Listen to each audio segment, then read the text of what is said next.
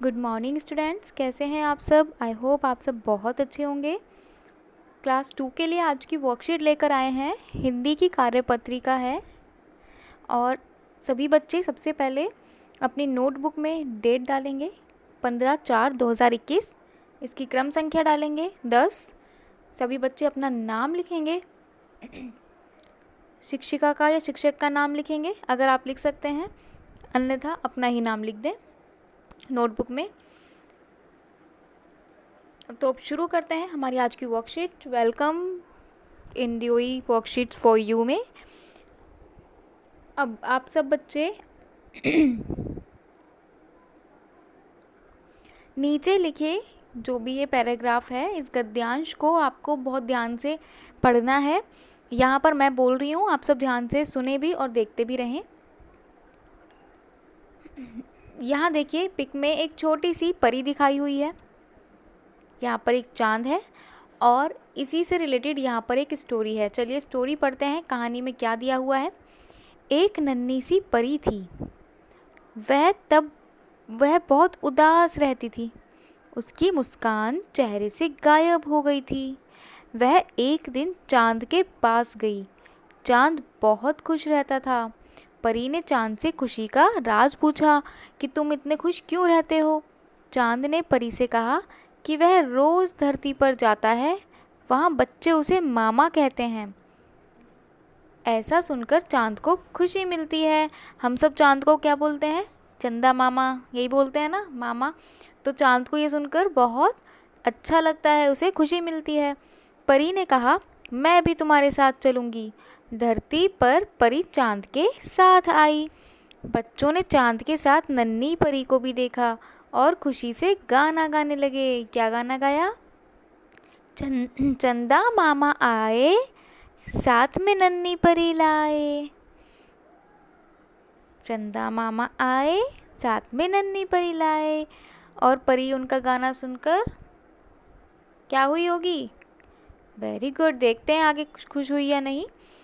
परी के लिए भी बच्चों ने बहुत सारे गीत गाए। गीत सुनकर परी की खुशी का ठिकाना नहीं था। इसका मतलब परी बहुत खुश हुई। अब वह उदास नहीं रहती थी, अब वो हमेशा खुश रहने लगी थी। तो बच्चों कैसी लगी आपको ये परी की स्टोरी? अच्छी लगी? तो चलो अब मैं देखती हूँ आपने स्टोरी को ध्यान से, इस कहानी को ध्यान से सुना या नहीं। इसके लिए हम सही और गलत का प्रश्न करेंगे। जो यहाँ पे कई सारे पॉइंट्स लिखे हैं, जो पॉइंट सही है उसके सामने आप सही का निशान लगाएंगे, जो गलत है उसके आगे गलत का। ये काम सभी बच्चे अपनी नोटबुक में ही करेंगे, इस शीट पर कोई नहीं करके भेजेगा, फ़ोन में करके नहीं भेजना है। पहला प्रश्न है, पहला पॉइंट, परी एक दिन सूरज के पास गई। क्या परी सूरज के पास गई थी? नहीं, परी तो किसके पास गई थी? चांद के, चंदा मामा के। तो ये गलत है ना, इसको इन्होंने देखो क्रॉस किया हुआ है।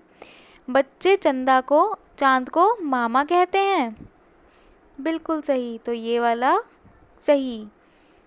परी चांद के साथ नदी पर गई। कहाँ गई थी परी? धरती पर। तो ये गलत। इस तरीके से ये भी आपको देखना है कि इसमें गलत आएगा या सही। ठीक है, कॉपी में करना है, कॉपी में लिखेंगे और फिर सही या गलत का निशान लगाएंगे। नेक्स्ट प्रश्न 2। आइए बच्चों, पढ़े गए गद्यांश के आधार पर नीचे दिए गए वाक्यों को पूरा करते हैं। हमने ये पैराग्राफ पढ़ा, इसी से रिलेटेड हमें इन लाइनों को पूरा करना है, यानी कि खाली स्थान दिए हैं। एक नन्ही सी परी थी। चांद रोज़ खाली स्थान पर जाता था। यहाँ पर क्या आएगा? कहाँ जाता था? धरती पर। Very good. तो यहाँ पर आपको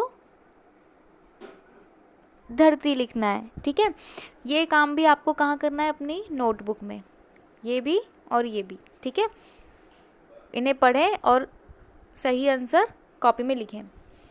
आप भी कई लोगों से मिलकर खुश होते होंगे। ज़रा बताइए कि आप किन किन लोगों से मिलकर खुश होते हो।